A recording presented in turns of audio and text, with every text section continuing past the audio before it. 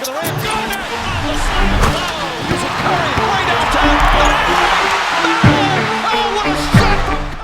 I was bullshitting last night tweeting about Transformers, and someone remarked how Optimus in that movie was 2018 LeBron. And while I was going to make this video anyways, now I especially want to make it. Because like 2011 Optimus Prime, 2018 Braun was something special, and I've never gotten to do a retrospective about it. Might have covered it in LeBron's case for GOAT right after it happened, but it's been 4 years. And when you look back at that run, although it didn't end with a ring, boy was it something special.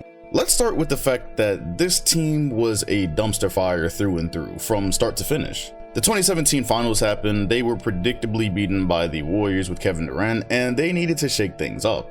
Only, if you remember, the problem being, there really was no way to shake that roster up as it was. I.e., with Kyrie and LeBron, they were probably never going to get enough support on that team to compete with Golden State. Add in the problem that Kyrie ended up wanting to be traded, and there was the start. After that deal and offseason, the Cavaliers came out a mashup of names that you would recognize, but not names that would contribute for a full season. We're simply not going to acknowledge that Derrick Rose or Dwayne Wade were ever in a Cavs jersey, and everything else, when you saw it as a total picture, you were just going, if this roster happened 5 years earlier, it'd be the greatest team of all time. In 2018, however, it was always a gamble. If they were on the floor together, maybe they could do something, but health was probably going to get in the way, and it almost immediately did. That roster was terrible. There was a news story every day about the dysfunction, and finally on one unsuspecting day our phones started buzzing, and they kept buzzing, and they continued buzzing. It was not Woj and Shams breaking a scandal about a coach, about 4 years too early for that. Instead, they were telling us the entire Cavs roster had been traded. Not a couple of people, damn near everyone. They sent Dwayne Wade back to Miami, D Rose to the Jazz, which he never got to play there. Just guys all over the place for a roster that, when you looked at it from top to bottom, was pretty sorry, but it at least fit better than what they had. And LeBron agreed after they defeated the Boston Celtics for their first game. He famously or infamously remarked, "We got a squad now." Comparatively, he wasn't wrong. The only problem was this quote-unquote squad was not going to be able to compete in this Eastern Conference for long, as if you were to go back and look, it had the makings of pretty much all the teams that contend there today, the very early versions. So one way or the other, this was probably the last time a fully LeBron-led roster was going to be able to get through the East, and even before the playoff run, you could see if it did happen, it was barely going to happen. As a matter of fact, with the way the Toronto Raptors looked that year, it's fun to laugh at them in hindsight, but they were very good. LeBron's team was not very good. This was probably the first time in around 6 or 7 years that LeBron was flat out expected to lose before the NBA Finals. There were some years where it was questionable. It had probably been around a decade since it looked like it was just a mountain too high to scale. But those problems started even earlier than we expected. Even with the state of the roster, this first round against Oladipo's Pacers seemed to be a tune-up. It was a known fact at that time that LeBron James doesn't lose in the first round, and it wasn't supposed to start now, except it almost did. After 4 grueling games, this series was knotted up at 2 apiece, leading us to LeBron's first epic moment of this playoffs. Triggers in. James, 2 seconds, 1 second for the win. Oh! LeBron James delivers. That's a winner in Cleveland. As we all know, the winner of Game 5 normally goes on to win the series, and Indiana was very capable of winning that Game 5, just as they were capable of winning the series. This one went all the way down to a Game 7 that took LeBron James 45 points to get by. When the smoke cleared, the Cavaliers had won by a mere 4 points, which meant 5 of these 7 games were decided by 4 or less. It was a much better series than any of us remember. A series that saw LeBron score 46 points in Game 2, 44 in Game 5 with that game winner, and 45 in Game 7. Not only had this series been way too close for comfort, but LeBron's next highest scoring teammate was Kevin Love at 11 points with 33% from the field. Yeah, it was brutal. An epic series, but it was against the Indiana Pacers, so right then and there, if you didn't already know this Cavaliers team was not winning a championship, that was proof. And it should have been proof they were not getting out of the Eastern Conference. As a matter of fact, their second round series was a bout with the Toronto Raptors, who had won nearly 60 games. This was arguably the best team of the DeRozan and Lowry era, and in theory, they were finally ready. In theory. I myself did not believe that for 1 second. I thought that the Raptors should have won that series, but I picked the Cavaliers in 7. I just did not think they were going to get over the LeBron hump. Not only did they fail to clear this hump, they got swept. LeBron put up averages of 34, 8, and 11 with 2 steals, very similar to his Indiana Pacers stat line, by the way. While he also touted 55% from the field, which included a bevy of fadeaways that officially dubbed this era LeBronto. Oh yeah, and as if the series hadn't already been over once the Cavaliers won both of Toronto's home games, because they had home court by the way, just in case the Raptors were going to spin the block and do the same to them in Cleveland, LeBron closed that door too. 3 seconds to go. Throws up the floater.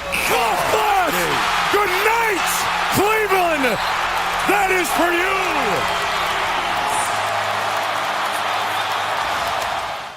This series was flat out humiliating. Also fair to mention, his team stepped up far more here. Kevin Love averaged 20 and 11, pretty reminiscent of his Minnesota days actually. Kyle Korver even averaged 15 points. Really, the team lit up Toronto, but LeBron of course had the legendary moments. After game 1 when Toronto had lost their lead, we kind of knew this one was cooked. And with the Philadelphia 76ers having been prematurely eliminated, it was anybody's guess what was going to happen. This Boston Celtics team they were up against next did not have Kyrie Irving or Gordon Hayward, yet according to Marcus Morris, they were going to be able to get the job done. As he remarked, the other teams LeBron had played against thus far didn't know how to play defense. Pretty bold words when you knew you were going up against this guy next, but that squad had all the confidence in the world. Let the record show nobody thought the Celtics would be 4 wins away from the NBA Finals at that point without their 2-star players. Yet here they were in a very winnable series. As a matter of fact, the Boston Celtics would take a 2-0 lead, which was the first time LeBron James would face that deficit in the Eastern Conference since he did it against the Celtics in 2008. That just spoke to how long he had dominated the East, but also to the fact that this really was the year he presumably wasn't going to make it. With this roster, he shouldn't have. With everything that had happened that season, he shouldn't have. These first 2 games were blowouts. If the Celtics could now just do it one more time in Cleveland, it was probably a wrap. However, we all knew LeBron wasn't going away quietly, as even in game 2 that was a blowout, he had 42 points. Cleveland would not up the series, as in game 4 LeBron would post 44, and in the do or die game 6, he would post 46, leading to a game 7 in Boston by the way. It was truly set up for something legendary. It was a great back and forth game. Everything was in place for Boston to advance, as Jason Tatum even got one in on LeBron and made the mistake of chest bumping him afterwards. Safe to say he got caught up in the moment. A couple of minutes later, LeBron was burying this team and proclaiming victory on their home floor. He finished with series averages of 33 points, 9 rebounds, 8 assists, while shooting 52% from the field and 40% from 3. Once again, his next best scoring teammate, Kevin Love, at 12.5 points a game. Also, he was not available in game 7. There's just almost no conceivable way the Celtics should have lost that game. The Cavaliers starting lineup there was LeBron, J.R. Smith, Jeff Green, George Hill, and Tristan Thompson. Jeff Green was his second best player in 2018 in that game.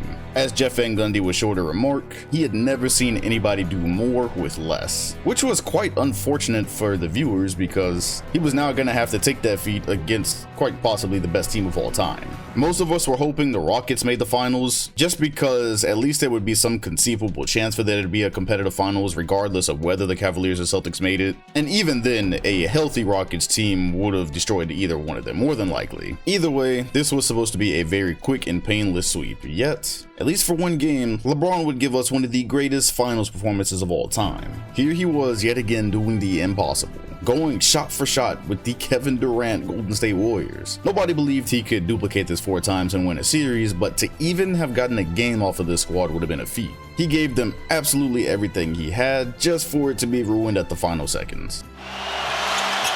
Hill misses. Rebound goes to the Cavs. J.R. Smith brings it back out. Throws it to Hill. Hill shot blocked. And we'll go to overtime.